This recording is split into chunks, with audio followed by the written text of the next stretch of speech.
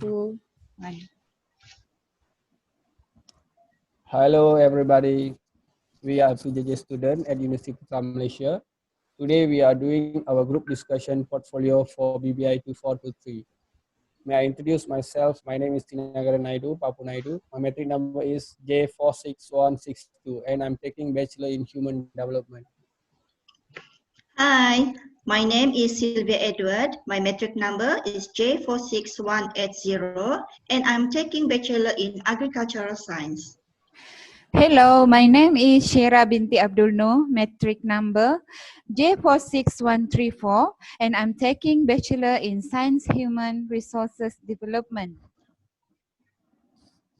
Okay, since everyone is here, let's get started.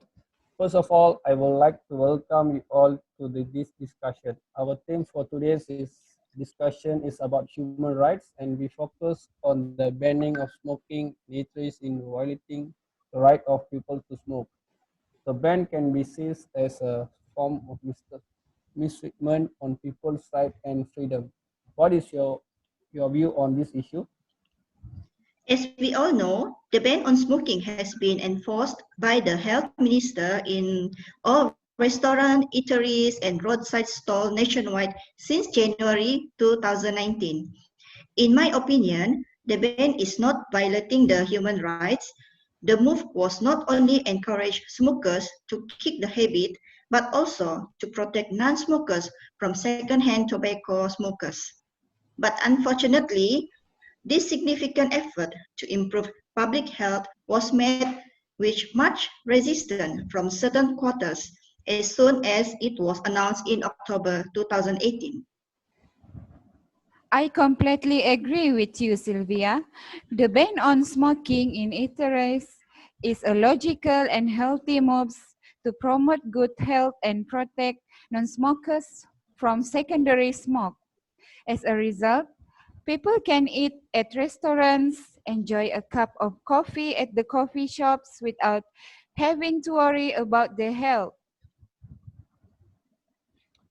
I agree with you to a point, but smokers have the choice of going to any public place, including restaurant, where they feel comfortable. Smoking might be considered evil in the today's world, but many people still smoke and consider smoking a part of their social life. Without a doubt, it will be a huge mistake economically to impose a public smoking, because smokers get to take a million breaks during the workdays wherein they can go outside and smoke and make phone call or walk around, so that non-smokers still have to find an excuse to take a short break.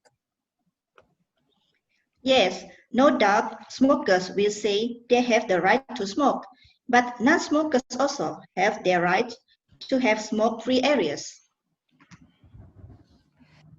Under the law, smokers can only smoke 3 meters away from eateries. Those caught smoking at prohibited areas will be fined 10,000 ringgit Malaysia or jail up to 2 years, and eateries found not enforcing the ban will be fined 2,500.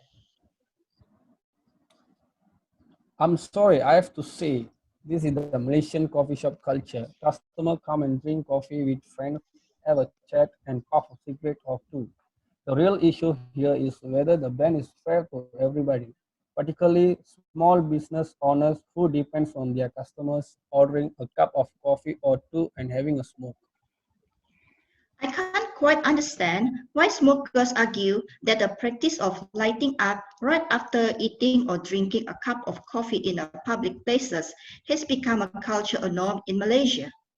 Hardcore smokers and business owners rebuked the decision and staged protest, claiming that the law was a breach of their rights. The rights to feed an addiction that kills more than 20,000 Malaysians annually. It is strange to think that an activity that threatens public health and places a massive burden on the healthcare system can be classified as a culture. Even more appealing is the strong objection from restaurant owners and food premises operators whose sole concern is that the ruling has hurt their income. Excuse me, may I add something here? Yes, you may, Sheira. Please continue. We often hear the argument that no smoking zones would affect business negatively. The fact is that the opposite has been proven to be true. In England, restaurants have prospered after smoking ban in eateries was introduced as operators focus on improving the quality of their food and attracted more families as customers, particularly those with young children. Last time, they wouldn't dare to bring their kids because of the cigarette smoke. Non-smokers were now able to enjoy their meals. But what is the goal of these regulations? How effective is the regulation? Most most of people will agree that the ban on smoking and eateries will not stop smokers or get them to quit or reduce the smoking habit. It is just like the increase in cigarettes price which failed to reduce or deter smoking. Smokers still continue to smoke. You have a point there. The only beneficiaries in the increase in price are the cigarettes smugglers and tobacco producers, those who can afford buy expensive cigarettes, while those who cannot afford buy contraband cigarettes. In fact, the implementation on banning is good by helping protect the environment. The most important consideration is for the good of the public. Restaurant is a public place.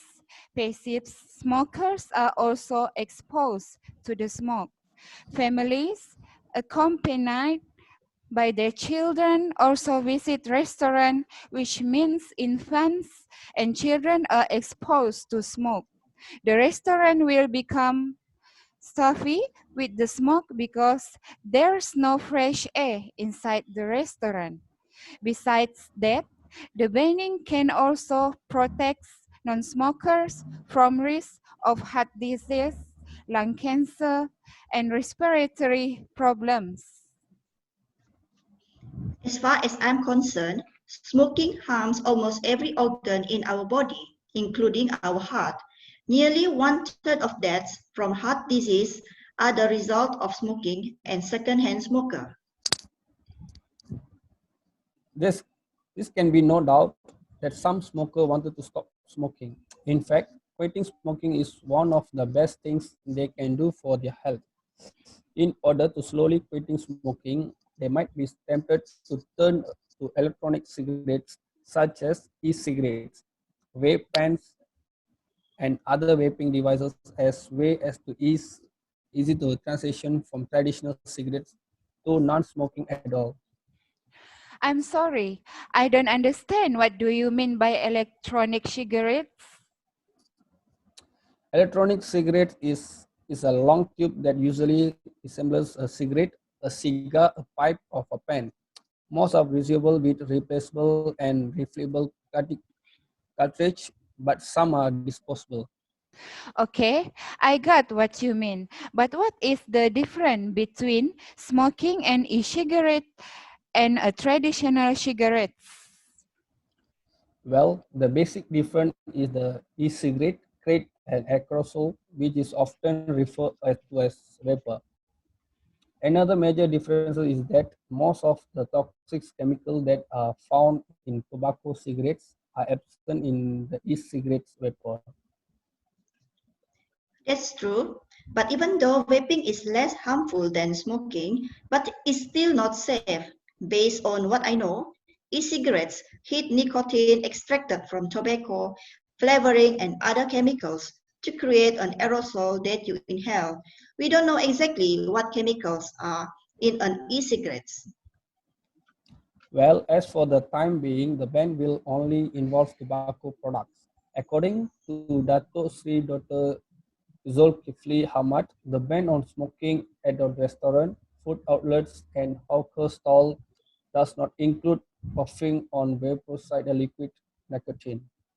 I'm sorry to interrupt, but can we get back to the topic on whether the banning of smoking in eateries is violating human rights? Yes, let's move on. As what I've mentioned earlier, I strongly believe that the banning of smoking in eateries does not violating or mistreatment on people's right and freedom to smoke. I agree with Silvia. Well, Thinagaran, what is our consensus in this issue? For this reason, I have to agree with you all. So we have to come to our conclusion that the banning of smoking in eateries does not violating the human rights. Let's sum up what has been discussed so far. Firstly, by banning smoking is encourage the smokers to kick the habit in order to have a good health with less risk. Moreover, it also will protect the non-smokers from being a part of smoker chain. The effects of being second-hand smoker will definitely risk their life badly. Thus, smokers should know and understand how smoking might affect themselves and also others, especially towards the children. It's not to say about habit, but they should think wisely about the responsibility as a towards others and also the country. Since we have come to an agreement, I guess it's time to end our discussion. Thank you for your contribution to this discussion. Thank you. Thank you.